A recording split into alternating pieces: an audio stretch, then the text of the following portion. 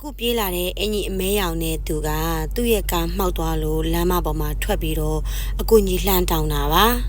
ဒါပေမဲ့ဘယ်ကားကမှသူ့ကိုမကူညီဘဲနဲ့ကြော်သွားကြပါတယ်။မဲကံကောင်းကျင်တော့အရန်သဘောကောင်းတဲ့ကားဆရာတဦးနဲ့တွေ့ပြီးတော့အကူညီရခဲ့ပါတယ်။မှောက်သွားတဲ့သူ့ရဲ့ကားကအကြီးဆိုတော့သူ့ရဲ့ကားကိုပြန်ဆွဲတင်ဖို့ဆိုလို့ရှိရင်ကားကြီးပဲရတဲ့အတွက်ကြောင့်မလို့သူကကားကြီးတွေကိုရှာရတာပါ။အဲ့ချိန်မှာဒီလိုသဘောကောင်းတဲ့ကားဆရာနဲ့တွေ့တော့သူအကူညီရခဲ့ပါတယ်။အဲ့ကားဆရာက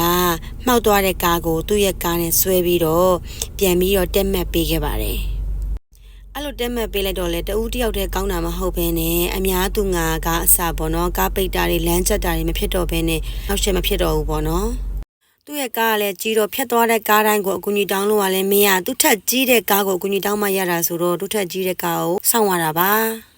သူ့ကားကိုပြန်ပြီးတော့ဆွတ်တင်ပေးလိုက်တဲ့အတွက်ကြောင့်မလို့ဒီလူကအရန်ကျေးဇူးတင်နေတာပါများသောအားဖြင့်လူအများစုကကိုယ်နဲ့မဆိုင်တဲ့ကိစ္စတွေဆိုလို့ရှိရင်မသိချင်အောင်ဆောင်သွားတတ်ကြတာပေါ့နော်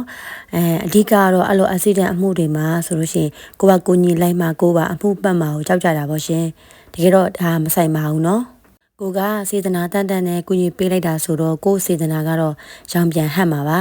အမကြီးတော်မှာဒီဗီဒီယိုလေးကိုမြင်လိုက်တဲ့အချိန်မှာဒီလူကြီးကစိတ်ကောင်းရှိလိုက်တာပေါ့နော်အဲ့လိုတွေ့မိပြီးတော့ပေါ့နော်ဒါပြန်လဲမျှဝေခြင်းနဲ့စိတ်တွေပေါ်လာတဲ့ကြောင့်မလို့ဒါပြန်လဲပြီးတော့မျှဝေပေးလိုက်တာပါဒီဗီဒီယိုကိုပေါ့နော် MJD YouTube ပေါ်ကိုမတင်ခင်မှာ TikTok ဘက်မှာစပြီးတော့တင်ပေးခဲ့တာပေါ့နော်ထင်မှတ်ထားပဲနဲ့ဒီလူရဲ့စေတနာကြောင့်ထင်တယ်နော်ကြည့်ရှုတဲ့သူတွေက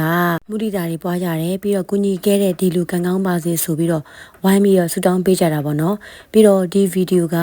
ကြည့်တဲ့သူ10 သိန်း1 million view ထိတောင်ကြည့်ခဲ့ကြတာပါရှင်တစ်ဖက်သားကိုကူညီပေးလိုက်လို့ကို့အတွက်လည်းဘာမှအကျိုးမရဘူးတစ်ဖက်သားပေါ်လည်းကူညီရရောက်တဲ့အတွက်ကြောင့်မလို့တကယ်ကိုကောင်းပါတယ်နော်ဒီလိုကူညီရိုင်းပင်းတဲ့သူတွေအများကြီးပေါ်ပေါက်လာပါစေရှင်